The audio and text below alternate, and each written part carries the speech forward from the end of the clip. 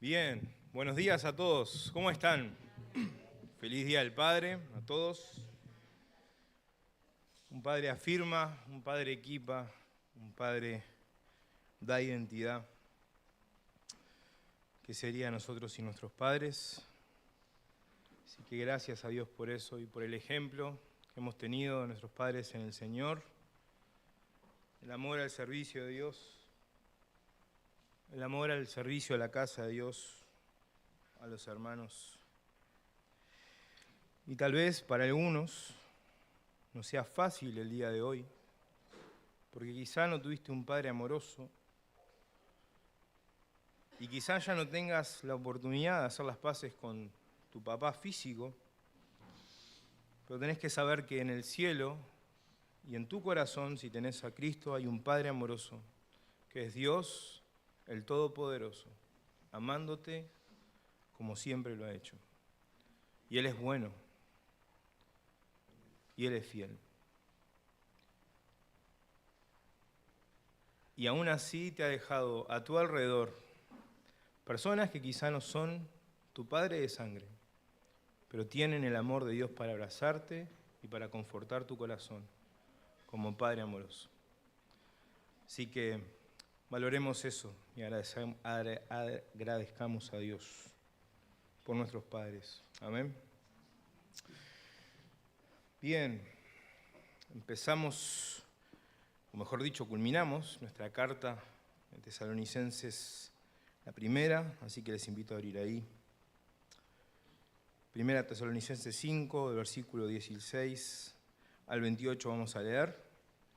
Y una vez más, Señor, sin duda va a confrontar nuestro corazón con su palabra. Dice, estad siempre gozosos, orad sin cesar, dad gracias en todo, porque esta es la voluntad de Dios para con vosotros en Cristo Jesús. No apaguéis al Espíritu, no menospreciéis las profecías, examinadlo todo y retened lo bueno. Absteneos de toda especie de mal, y el mismo Dios de paz os santifique por completo, y todo vuestro ser, espíritu, alma y cuerpo sea guardado irreprensible para la venida de nuestro Señor Jesucristo. Fiel es el que os llama, el cual también lo hará. Hermanos, orad por nosotros. Saludad a todos los hermanos con ósculo santo. Os conjuro por el Señor que esta carta sea leída a todos los santos hermanos. La gracia de nuestro Señor Jesucristo sea con vosotros. Amén. Y gracias a Dios que hoy estamos leyendo esta carta, así que esto se está cumpliendo.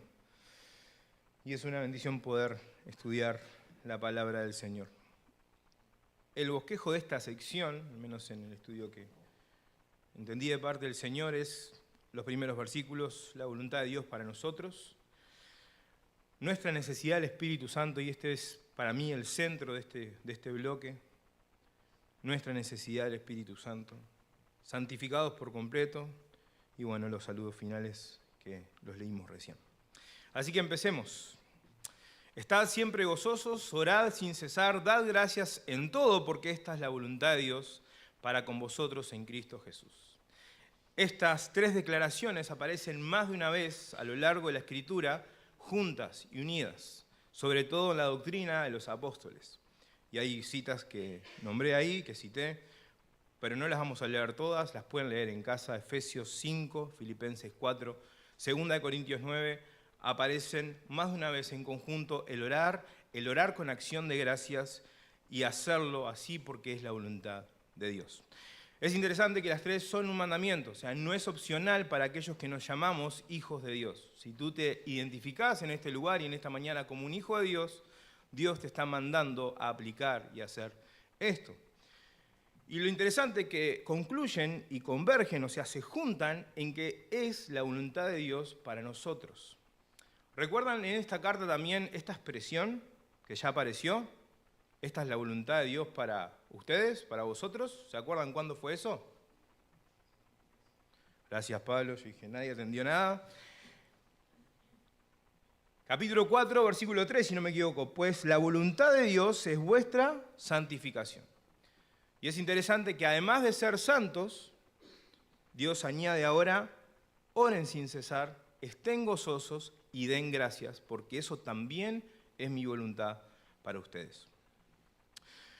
En primer lugar, en el versículo 16, una exhortación al gozo constante. Entonces, ¿qué les parece que es el gozo? ¿Qué les parece que es el gozo? Una alegría interna, se escuchan más ofertas. No estamos diciendo que sí o que no, es ¿qué nos parece a nosotros que es el gozo?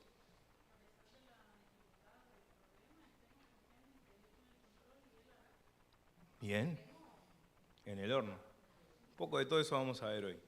¿Alguien más? Ser agradecidos.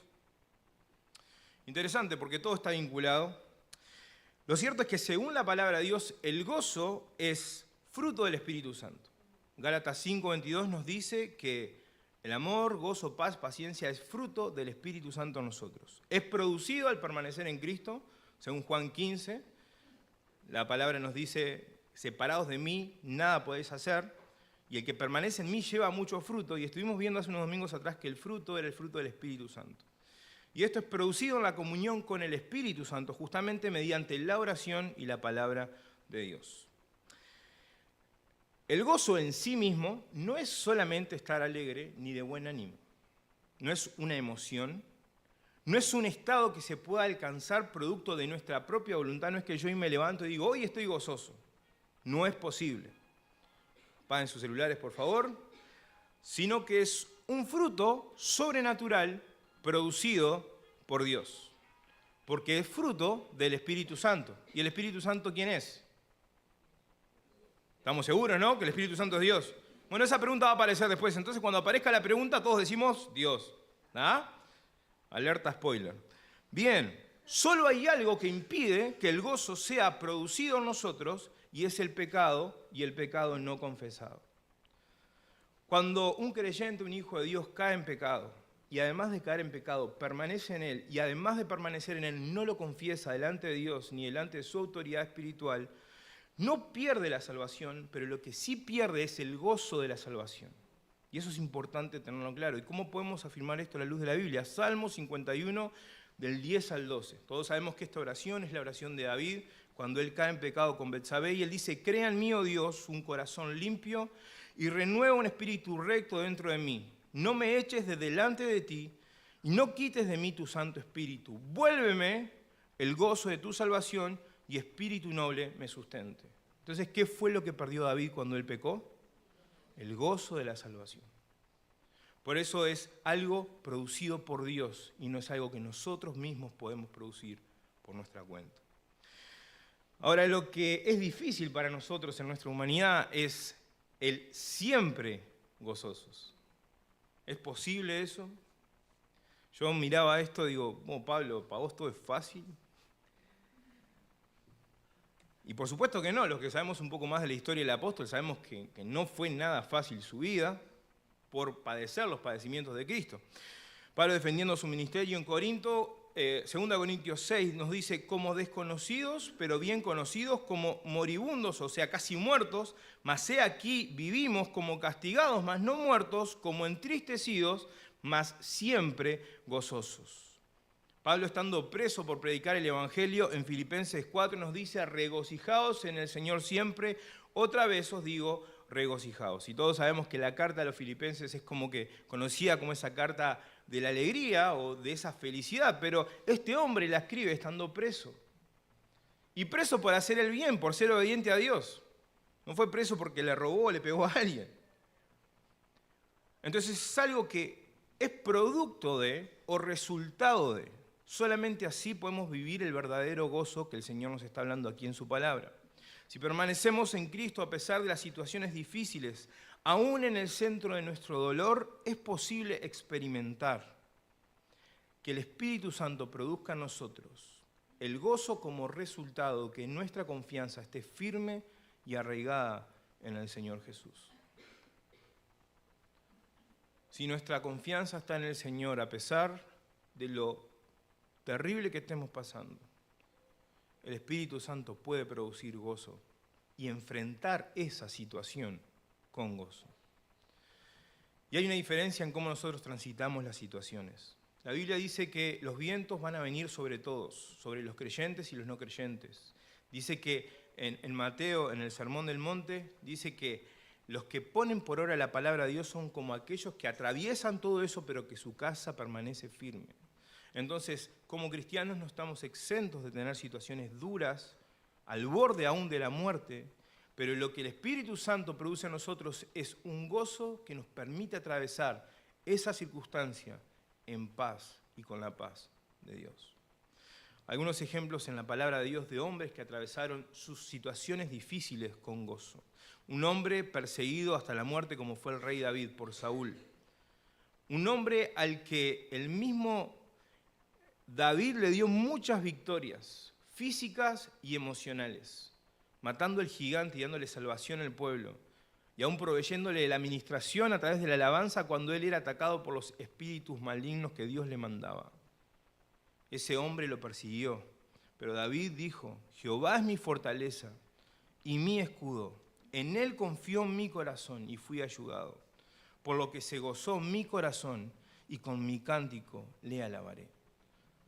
Lo interesante de David, a comparación de los artistas modernos, es que él no estuvo en el estudio de grabación, sino que adentro de las cuevas, perseguido, él componía sus canciones para su Dios.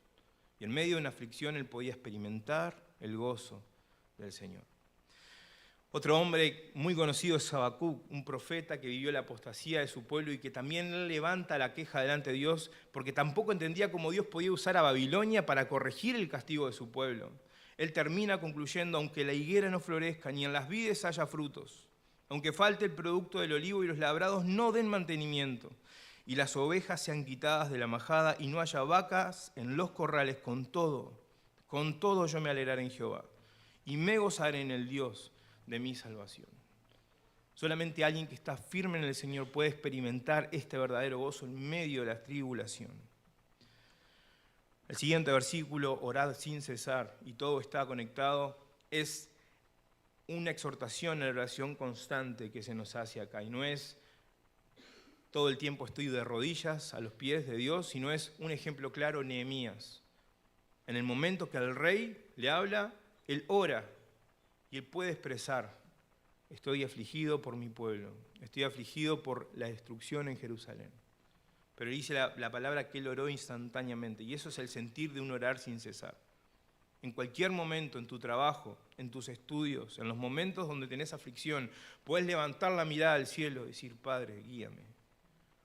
Estoy en una oración constante. Esta instrucción de orar y de hacerlo incesantemente nos habla de que el creyente que está arraigado en Cristo se caracteriza por hacer de la oración un estilo de vida que responde al reconocerse uno mismo insuficiente delante de Dios.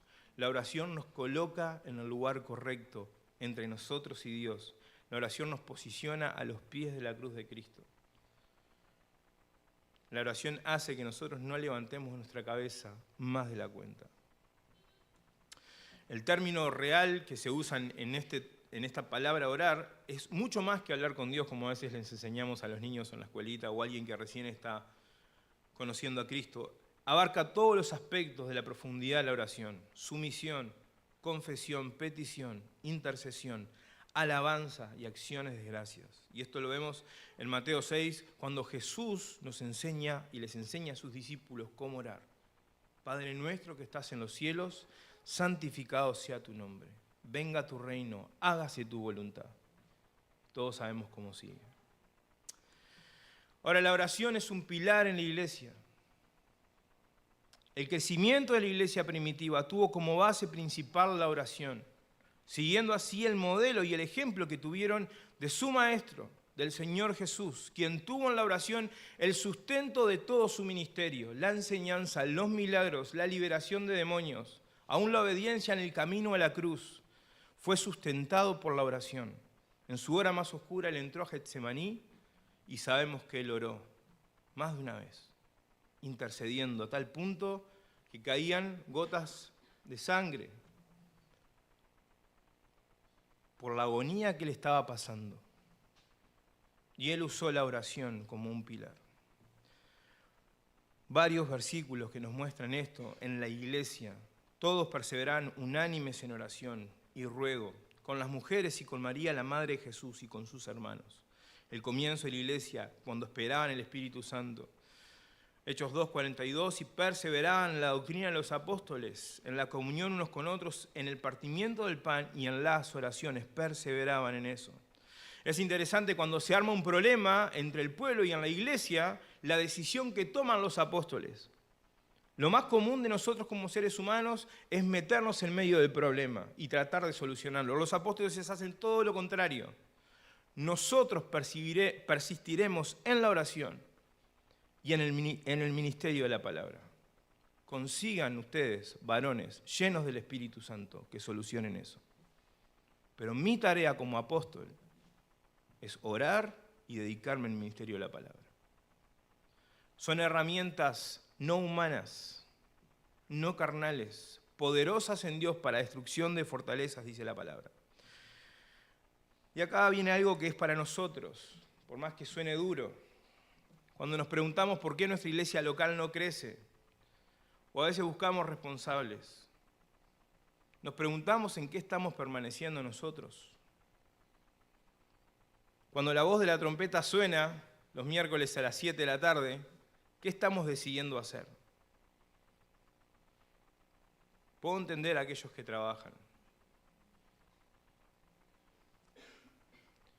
Pero cuando nos convoca el Espíritu Santo a orar como el pueblo de Dios en unidad, ¿dónde estamos? Cuando tenemos una reunión de oración unida, ¿dónde estamos? Y hay momentos que no dan ganas de orar. Y es real. Porque somos humanos. Y la carne es todo lo contrario a orar.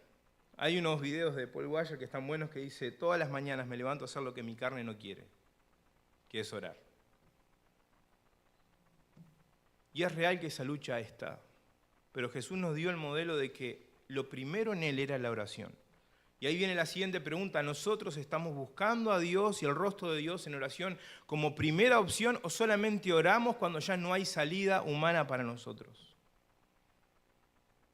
¿Has probado una vez poner las cosas en orden? ¿Has probado enfrentar un problema orando primero y luego buscar una solución humana? Yo he probado más de la otra y termino orando. Y algo claro que me pasó, así lo último que yo recuerdo, fue el tema de la camioneta. Me mandaron un mensaje, creo que Gustavo me mandó un mensaje y después reenviaron un mensaje de que le habían sacado el auto a un hermano argentino. Y yo ya tenía el deseo de cambiar el auto por el tema del trabajo. Pero ya sabés que los precios en Uruguay son caros y humanamente es difícil. Y es: Señor, yo necesito esto, porque vos sabés que esto es parte de nuestro trabajo. Y toda esa ansiedad y toda esa preocupación, puedes sentir la paz de Dios. Digo: Señor, dame una salida. Y nunca encontré una respuesta tan rápida como cuando probé hacerlo así. A los 2 días ya tenía una respuesta. Cuando nosotros podemos poner a Dios por delante y la forma que Dios establece por delante de nuestra forma humana, es más fácil enfrentar los problemas. No quiere decir que no los vamos a tener. En el mundo tendréis aflicción, mas confiad, yo he vencido al mundo. Y cuando oramos vamos al Padre en el nombre de... Es el nombre de Cristo que el Dios Padre ve para respondernos a nosotros. No es que Dios mira nuestras lágrimas. Pobrecito, está llorando. Sí, también. Pero lo que nos da una respuesta es que el nombre del Santo Hijo de Dios se presenta delante del Padre y dice: esta persona viene en el nombre de mi Hijo, aquel que lo dio todo en la cruz del Calvario. Si permanecéis en mí, todo lo que pidierais al Padre en mi nombre, yo os lo haré. Por eso la oración es importante. Por eso, si vos podés elegir estar en la casa del Señor, aunque tengas que comerte un estudio bíblico de 40 minutos un miércoles a las 7 de la tarde, vení. Juntate con tus hermanos a orar. Porque nuestra vida se está sosteniendo por las oraciones de las personas que nosotros no vemos. Jesús en Juan 17 ora al Padre por sus discípulos, pero por los que iban a venir. Y ahí, ¿quiénes están? Nosotros. Jesús oró por nosotros. Jesús ya había orado por Pedro y le dice, Pedro, me vas a negar, pero tranquilo porque yo ya oré por ti para que tu fe no falte. Solo te pido que cuando te arrepientas y vuelvas, apacientes mis ovejas. Y fue la oración de Jesús la que sostuvo a Pedro en su hora más oscura. Amados, si entendiéramos la importancia de orar y de orar juntos como pueblo de Dios, muchas cosas cambiarían. Dad gracias en todo porque esta es la voluntad de Dios para con vosotros, versículo 18. Y acá hay una exhortación al agradecimiento constante. En primer lugar, el ser desagradecido, o sea, lo opuesto, es la esencia misma de un corazón no regenerado y es característica principal del hombre natural sin Cristo. ¿Cómo sabemos esto? El apóstol lo describe en Romanos 1:21. Pues habiendo conocido a Dios, no le glorificaron como a Dios, ni le dieron gracias, sino que se envanecieron en sus razonamientos, y su necio corazón fue entenebrecido. Habiendo conocido, no son personas desconocidas, son personas que conocen de Dios, son personas que no agradecieron a Dios, y Dios los entregó a sus pasiones. Por esta misma razón no debería ser en nosotros una característica, como hijos de Dios, la ingratitud. Y si en algún momento en nuestra vida está aflorando la ingratitud, está hablando del orgullo que hay en nuestro corazón y de la desobediencia a Dios a este mandato. Y acá lo primero, sabemos que es fácil hablar de gratitud. Ay, tocó el versículo, bueno, hay que hablar de dar gracias. Y prepara el mensaje y qué lindo. Es fácil hablar de gratitud, pero ¿estoy mostrando gratitud? ¿Sabes que cuando orás a Dios, Dios te responde, pero no baja el ángel Gabriel y te dice, santificado? No, Dios va a usar el que está a tu lado. Y Dios va a enviar su respuesta a ti por medio del que está a tu lado. Y agradecerle a Dios también es tener un corazón agradecido con el que está a tu lado. Porque esa es la voluntad de Dios, que su pueblo se caracterice por ser agradecido. Es mentira que todo es por arte de magia. Dios nos puso en un pueblo para vivir en comunidad con un pueblo, para disfrutar de las bendiciones que Él envía a través de su pueblo, por lo cual nos pide ser agradecidos con Él y con su pueblo.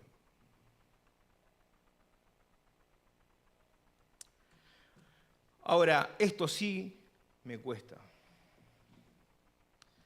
Si apenas puedo dar gracias cuando todo está bien, y con suerte, gracias Señor por los alimentos, amén, y a comer. ¿Cómo puedo darle gracias a Dios, aun cuando todo está mal? Lo otro que me preguntaba es cómo Dios, sabiendo mi dolor, puede decirme que a pesar de lo que estoy pasando, Él quiere que yo dé gracias. ¿Cómo puedo atravesar aún el valle de sombra de muerte con gratitud? Porque es la voluntad de Dios. Dios nos está pidiendo eso. Pero humanamente, ¿cómo podemos hacerlo? Cuando estás esperando que el médico te dé buenas noticias y te dice tu enfermedad es terminal. Cuando quiebra tu empresa y no tenés para darle de comer a tus hijos. Cuando tu jefe te dice te quedás sin trabajo y tenés todas las deudas que pagar.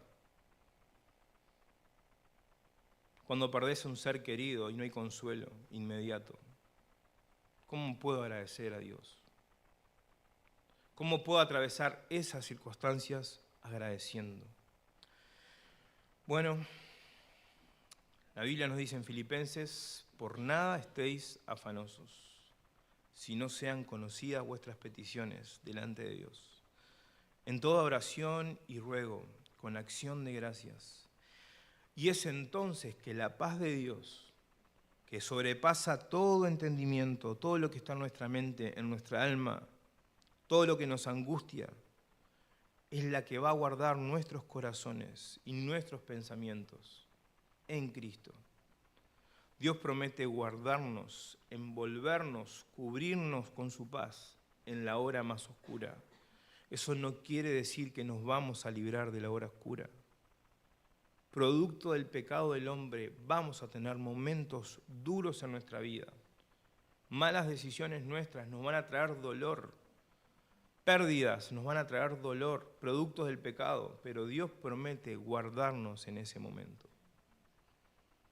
Ahora, antes la oración, el ruego, el agradecimiento, todo lo que estamos viendo acá. Ahora, ¿cómo Él lo puede hacer? ¿Cómo Cristo puede hacer esto? Bueno, Él dice la palabra que se compadece en nuestra debilidad. En Hebreos 4 dice, porque no tenemos un sumo sacerdote que no pueda compadecerse de nuestras debilidades. Dice la Biblia que Dios lo quebrantó al punto de Él aprender obediencia. Pero ¿cómo puede compadecerse? Bueno, también la Biblia nos dice que Cristo es varón de dolores. Isaías 53, despreciado y desechado entre los hombres, varón de dolores, experimentado en quebranto. Dios o Cristo, en su humanidad, es experto en el quebrantamiento. Por eso nos puede entender. Por eso en nuestro dolor más profundo, Cristo puede compadecerse de nosotros. Por eso podemos acudir a Dios en el nombre del Hijo, porque ese Hijo fue quebrantado. Por eso tenemos una esperanza en Él que es incomparable, porque Él aprendió la lección del quebrantamiento. La salvación no fue gratis. Hubo una persona triturada, de tal forma que Él murió para darnos a nosotros vida eterna. También la providencia de Dios nos garantiza que todas las cosas nos ayudan a bien, si estamos viviendo en el propósito de Dios. Si vos sos hijo de Dios y estás en el llamado de Dios, todo lo que esté pasando a tu alrededor es para tu bien. No sé por qué, pero Dios permite y quiere usar el dolor como herramienta para conocerle. Filipenses 3, y ser hallado en Él, no teniendo mi propia justicia, que es por la ley, sino la que es por la fe en Cristo, la justicia que es de Dios por la fe, a fin de conocerle y el poder de su resurrección y la participación de sus padecimientos, llegando a ser semejante a Él en su muerte, si en alguna manera llegase a la resurrección de entre los muertos. Solemos venir a Dios cuando estamos en nuestro peor momento. Solemos venir a Dios de forma natural cuando está el dolor en medio. Y ahí vemos el rostro de Dios.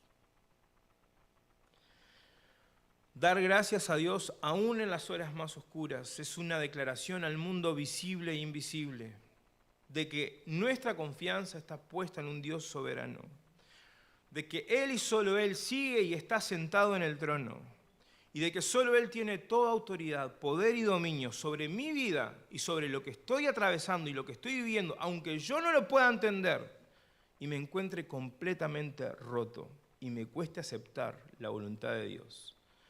No se haga mi voluntad, sino la tuya. Es muy fácil decirlo, pero es muy difícil vivirlo.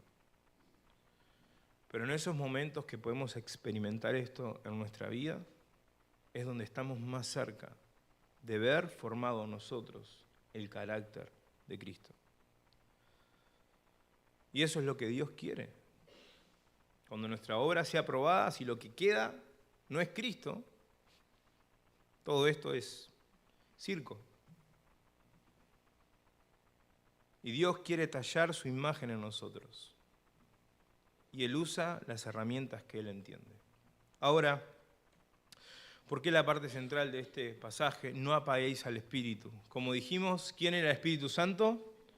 Dios. El Espíritu Santo es una persona divina, no es una fuerza, no es un poder, no es algo que anda revoloteando por ahí, que te cae de repente. El Espíritu Santo es Dios. La pregunta es, ¿pensamos que es importante la persona del Espíritu Santo en nuestra vida, en la vida de la iglesia? ¿Lo crees? En caso de que sí, tenemos una dimensión real de lo que es la obra y nuestra necesidad del Espíritu Santo en nosotros individualmente y colectivamente, una real dimensión. No aprender un versículo de memoria y repetirlo. Experimentar el poder de la persona, el Espíritu Santo en nosotros. Por si no tenemos claro qué es lo que el Espíritu Santo es y hace, solo por ver algunas cosas. Él abre nuestros ojos frente a nuestro propio pecado. Él nos bautizó y nos unió en un solo cuerpo. Él es quien garantiza nuestra salvación por la eternidad. Él hace real nuestra posición como hijos de Dios. Él nos da la victoria sobre la carne. Él nos ayuda en nuestras debilidades, intercediendo por nosotros como realmente necesitamos, no como queremos, o no como pensamos que queremos, o como pensamos que necesitamos. Es como realmente necesitamos. Él nos da de sus dones, de sus regalos para provecho personal y colectivo. Él guía nuestros pasos en el servicio al Señor. Él es el poder para llevar adelante nuestro servicio a Dios. Él habita en nosotros, haciendo de nosotros, pecadores, un templo santo para Dios. Él escudriña lo más profundo del corazón de Dios para enseñarnos a nosotros la sabiduría celestial. Él nos da de su unción para entender todas las cosas. Él nos santifica, Él nos revela a Cristo. Él crea el carácter de Dios en nosotros. Y frente a todo esto, nos volvemos a preguntar lo mismo. ¿Tenemos una dimensión real de nuestra necesidad del Espíritu Santo en nuestra vida?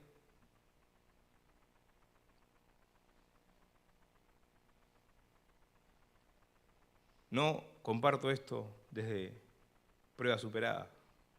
Comparto esto de pensar si estoy viviendo en esta dependencia del Espíritu Santo todos los días. No podemos vivir la plenitud del gozo de Dios y una vida en bendición para nosotros y para la iglesia si no tenemos una dependencia total del Espíritu Santo. Lo que nos une acá es la presencia de Dios.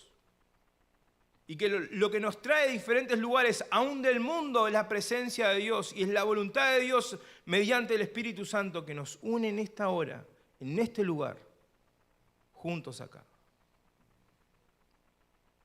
Fue la voluntad de Dios que el Espíritu Santo los traiga de Cuba, de Argentina, de España, que Dios junte un par de negritos de acá de Uruguay y nos traiga acá, de Tacuarembó, de no sé dónde, de Rivera. Es el Espíritu Santo de Dios que quiere que esto sea así en esta hora y en este lugar. Y como Mardoqueo le dijo a Esther, quizá para esta hora ha llegado, por voluntad del Espíritu Santo de Dios, para darle la salvación a tu pueblo. Todo lo que venimos estudiando no es posible sin el poder y la obra del Espíritu Santo. No es algo carnal ni humano. No es voluntad humana, es poder sobrenatural de Dios. Y el concepto es este, Efesios 5, ya lo estudiamos, no os embriaguéis con vino, en lo cual hay disolución, antes bien sed llenos, dominados, controlados, gobernados, guiados, impulsados por el Espíritu. Y es aquellos barcos a vela que eran movidos por el viento que soplaba. Y si no había un viento que los moviera, no había dirección ni destino al cual llegar. Y ese es el concepto que la Biblia nos está pidiendo acá, que nuestro mover, nuestro andar, nuestro avance sea por medio del Espíritu Santo y no por medio de hombres. Si el Espíritu Santo nos lleva, vamos a llevar a donde Él quiere que lleguemos. Pero si mi voluntad me lleva, voy a dar 2 pasos y me voy a caer.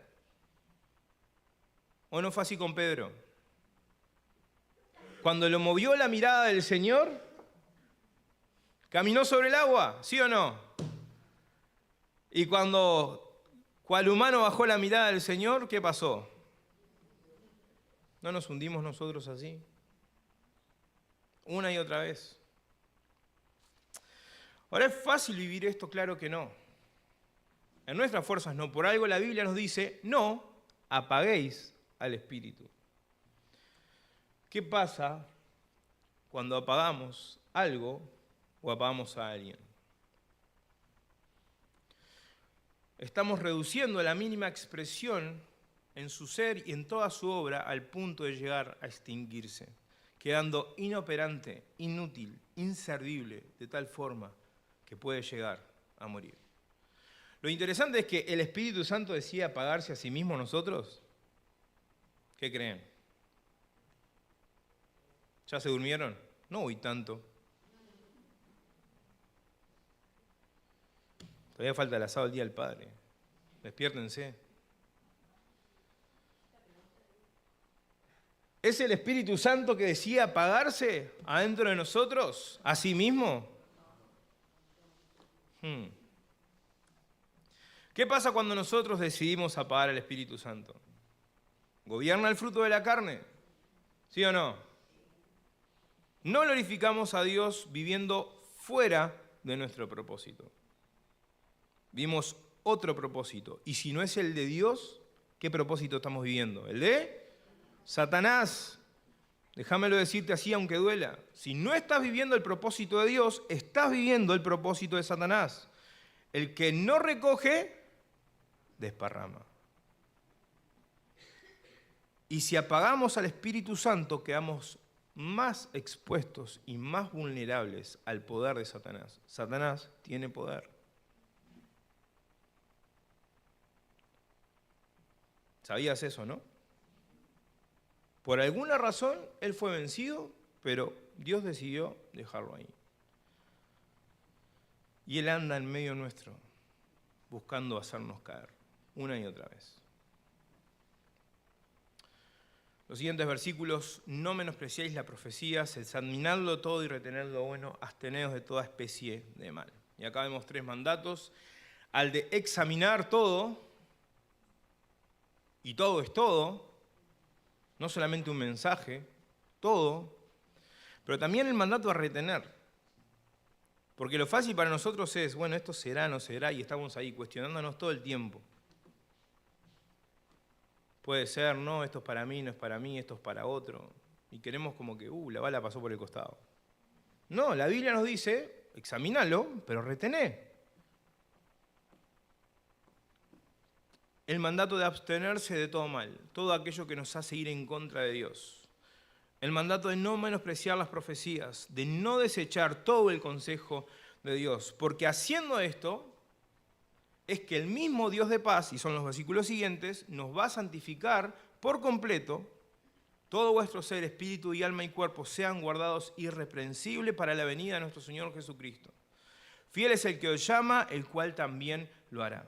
Y acá es, yo tengo que hacer mi parte, por eso tengo que abstenerme del mal, tengo que examinar las cosas, retener lo bueno, tengo que no menospreciar el consejo de la palabra de Dios, y esa es mi parte.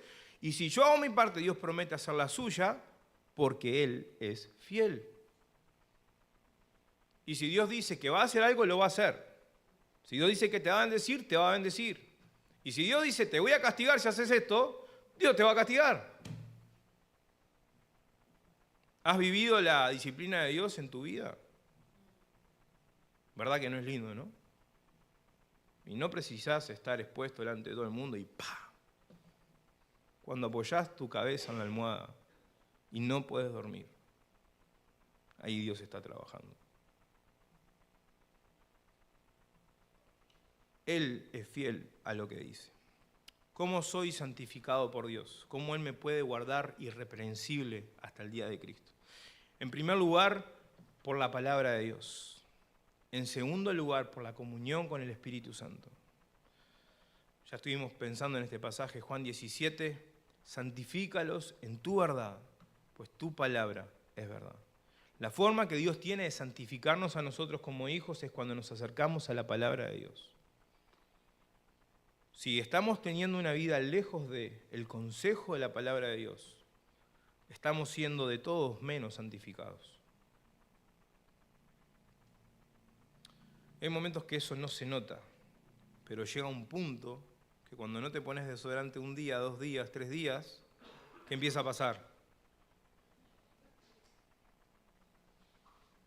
Yo no necesito 2 días, yo con media hora estoy. Y así somos nosotros. Si estamos lejos de la palabra de Dios todos los días, y alguna semana la podemos disimular, pero llega un punto que no. Porque empieza a aflorar todo lo otro. Ahora, no es solamente por leer algo, sino es por medio de lo que leemos, el poder del Espíritu Santo actúa en nosotros, 2 Tesalonicenses 2:13, pero nosotros debemos dar siempre gracias a Dios respecto a vosotros, hermanos amados, por el Señor, de que Dios os haya escogido desde el principio para la salvación mediante la santificación por el Espíritu y la fe en la verdad. Primera de Pedro, elegidos según la presencia de Dios Padre en santificación del Espíritu, para obedecer y ser rociados con la sangre de Jesucristo, gracia y paz os sean multiplicadas. Parte de la obra del Espíritu Santo es santificarnos. Ahora, el Espíritu Santo no es que agarra su manual propio, no, el Espíritu Santo agarra la palabra de Dios. Y eso nosotros lo tenemos acá. Hoy tenemos la libertad en Uruguay de poder leer la Biblia, acercarnos y ir a CLC y comprar 300 Biblias. Y tenemos 300 Biblias distintas. Y a veces está ahí en la biblioteca, 300 libros, no leíste ninguno. Cecilia me dijo, ¿para qué querés todos esos libros? Amados, el Espíritu Santo quiere hacer su obra en nosotros. Pero no nos va a obligar. Si nosotros no tomamos dependencia del Espíritu Santo, Él va a quedar ahí. Él está dispuesto a hacer su obra en nosotros, si nosotros le buscamos. Dios está dispuesto a hablarnos, si nosotros le buscamos. Pero si nosotros decidimos dar la espalda a Dios,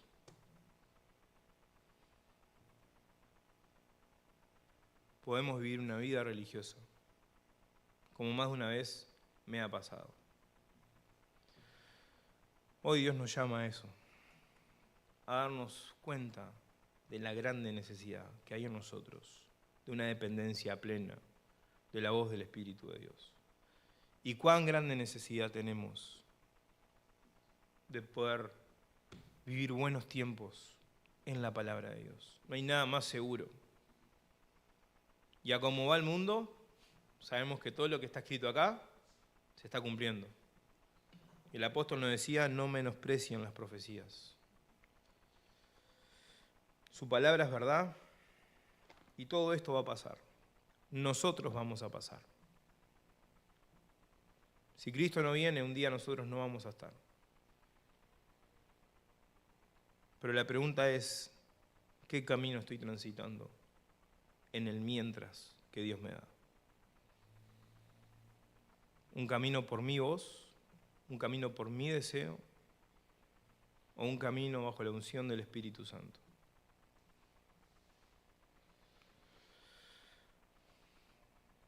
Él promete asistirnos en nuestra hora más oscura. Y aun cuando parezca que todo termina, Él está ahí. Podemos confiar en una paz que sobrepasa mi entendimiento, mi voluntad. Que Dios nos ayude en esta mañana. Padre, gracias porque podemos pensar en una paz sobrenatural, Señor. Señor, quiero recordarte, Señor, a nuestro hermano José en esta mañana.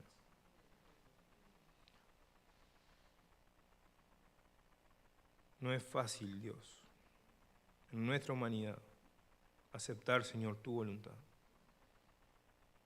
No es fácil, Señor, permanecer firmes cuando parece que todo se está derrumbando, Dios.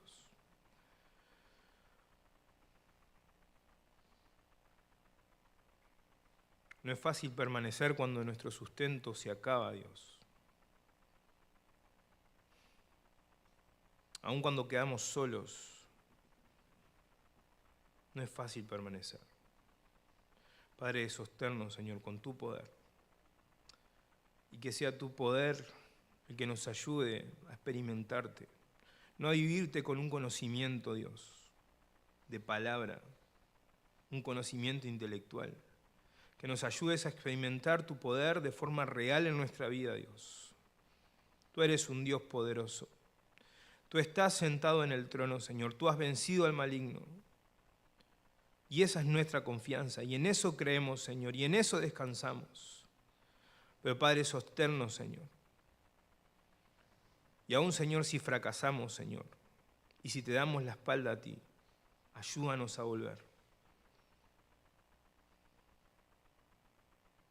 Quebranta nuestro orgullo, Señor, y nuestro ego.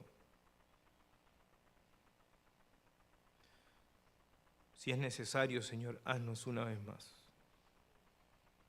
Y llénanos de ti, para poder vivir tu voluntad en el tiempo que nos dé, Señor, en esta vida. En el nombre de Jesús. Amén.